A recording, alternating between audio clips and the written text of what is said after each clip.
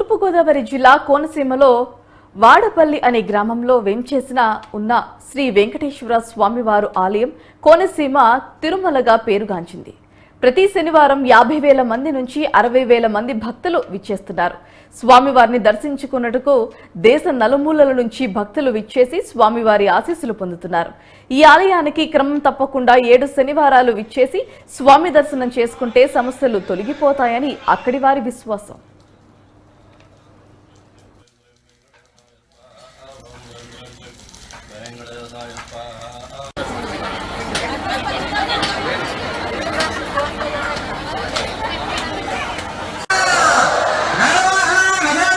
వాడపల్లి సంస్థానే బ్రహ్మాండే నాస్తికించిన వెంకటేశ సమోదేవో నభూతో నభవిష్యతి.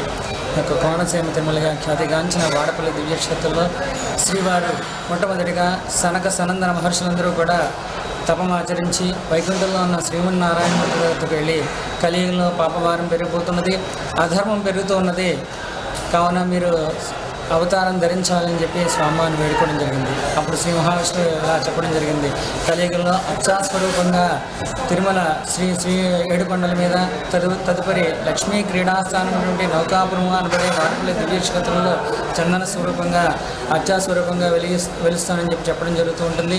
ఆ తదుపరి ఈ యొక్క ఋషీశ్వరులందరూ కూడా గోదావరి పుట్టిన ప్రదేశమైన నాసికా త్రయంబకం వద్ద తపమాచరించుకుంటూ ఉండగా శ్రీవారి యొక్క దివ్యమైన అనుగ్రహంతో శనివారం వాడిపల్లి కోనసీమ తిరుపతిగా పేరుగాంచినటువంటి మన వాడిపల్లికి